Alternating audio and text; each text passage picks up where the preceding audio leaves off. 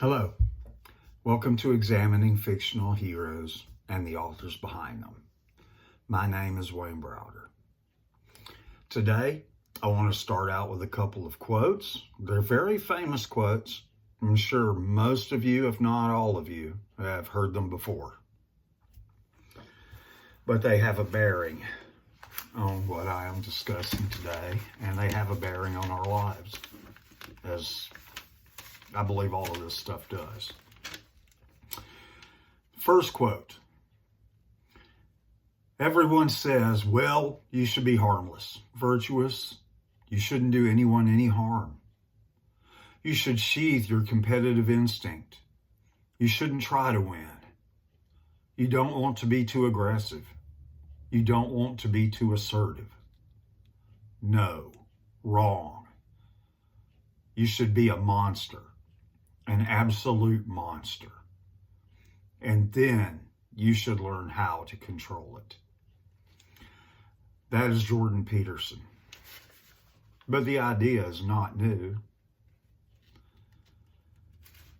Miyamoto Musashi, an ancient samurai, said, it is better to be a warrior in a garden than a gardener in a war.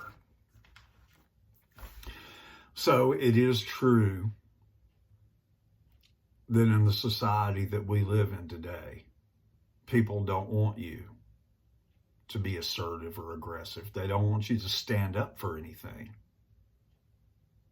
They want you to be docile and submissive.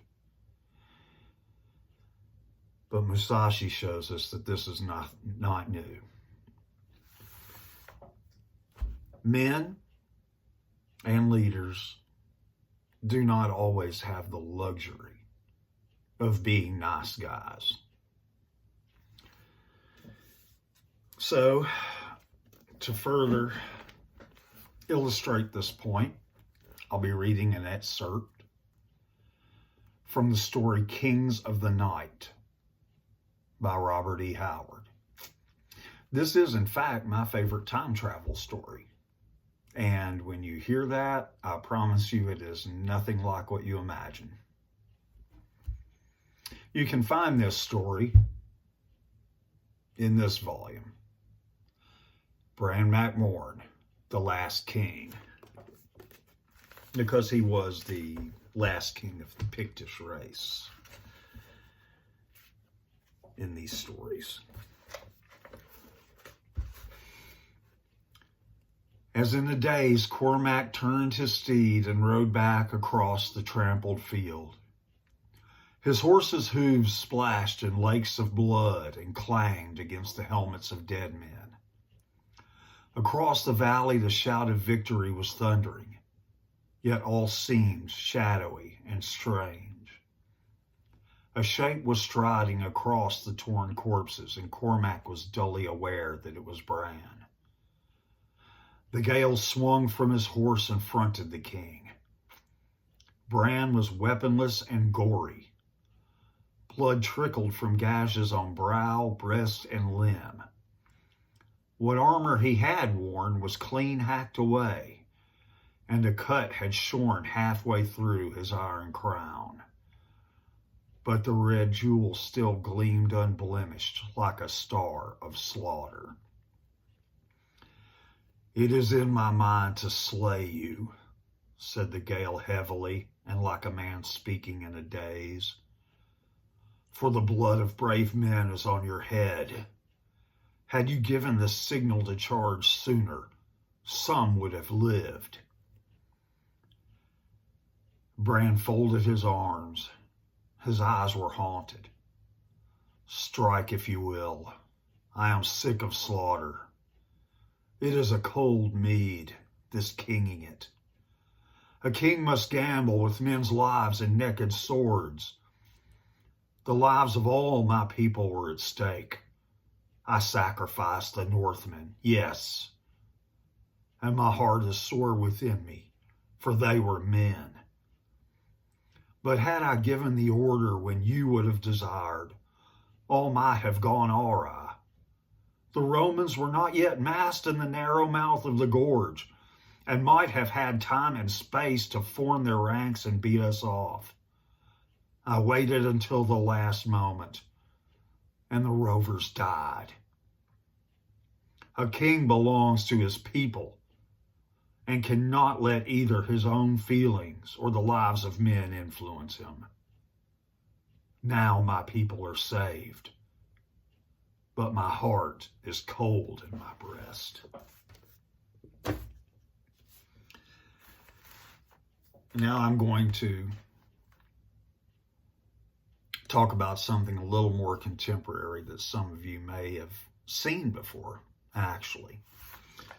An episode of Star Trek original series. It's called The Enemy Within. In that episode, Captain Kirk, played by William Shatner, who, by the way, is the only real Captain Kirk. New movies are fake and don't count. Having said that, Kirk is split into two different beings by a transporter accident.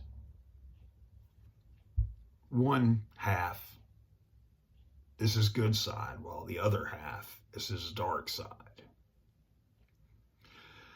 Upon first materializing,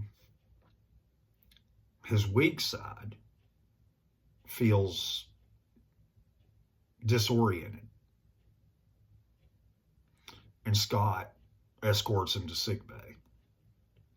While the transporter is left unattended, the evil Kirk materializes. And this Kirk starts roaming the ship. He assaults people. And this causes a lot of confusion among the crew, because they're seeing this. The bridge people are seeing the Kirk on the bridge, who is the good captain, start to become indecisive, unsure of himself.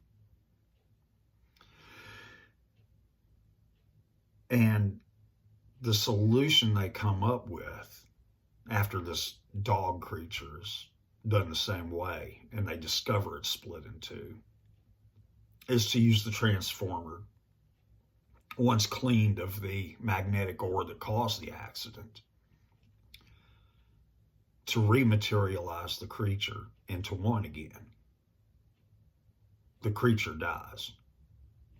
Spock believes, though, that Kirk can withstand this because he has reason, unlike an animal. However, while he and McCoy are in sickbay with the good version of Kirk and the bad version restrained on the table, Spock is fascinated by the two different sides of Captain Kirk.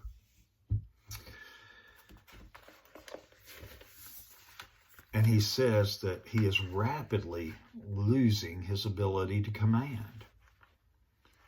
He notices that it is his negative side, which you call hostility, lust, violence, and his positive side, compassion, love, tenderness.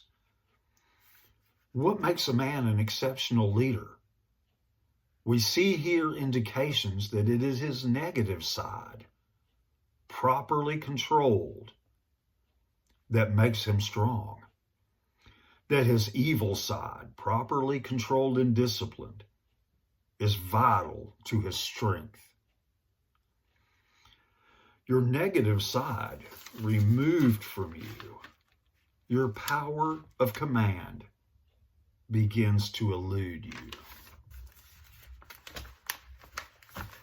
However, there is also a drawback to that. At one point, the evil Kirk overpowers the good Kirk when he tries to take him to the transporter. He assumes his place on the bridge, and he tries to leave Sulu and the other people who are stranded on this freezing planet by saying that they cannot be rescued. So we see we have to have both sides. We do have to have those characteristics, and we do have them, that people call negative. And we have to control these things. Because if we have them and we do not control them, then we lack the compassion and we lack the mercy. So I hope you guys enjoyed this. I appreciate all of you listening and taking the time out of your day for this. Thank you for your support. I appreciate any likes or dislikes, comments, anything. Follows, always great. You guys have a good day. Thank you.